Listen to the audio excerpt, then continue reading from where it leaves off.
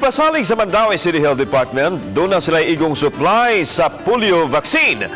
Aron ikadapat sa kabataan, subay kini sa gihusgang pagpamakuna nga karon house to house na. Ang report ni Nico Sereno. Ikatulong adlaw karon sukad gilusad ang subsub nga house-to-house vaccination sa Mandaue City. Sa tanang 27 ka mga barangay, gitarget ang pagpangita sa mga kabataan nga nagkuwang sa dosage sa polio vaccines. Samtang nadawat na sa City Health Department ang dugang stock sa vaccines gikan sa Department of Health. 500 ka mga vials sa oral polio vaccine ang nadawat nila.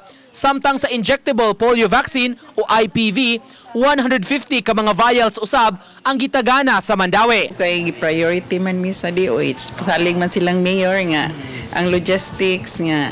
Kuha ra ko ang OPV is enough na kaina siya. Samtang subay sa mando sa DOH, mikuha og random stool samples ang taga City Health gikan sa napo ka mga bata. Pinaagi sa pagsusi sa sample sa ilang hugaw, buot matino sa DOH kung may presensya ba sa polio sa mga kabataan nga nagpuyo palibot sa sapa. Taliwa kini sa pagpositibo sa polio virus sa water sample nga nakuha sa parte sa Butuanon River. Maarong og naabadyoy makita nga presence of poliovirus. Kami diri igoro mo collect sa barangay, amo ipada sa RISO. Ang RISO mao imo pack for RITM. Uban ni Marlon Melgazo, Nico Sereno, Balitang Bisdak.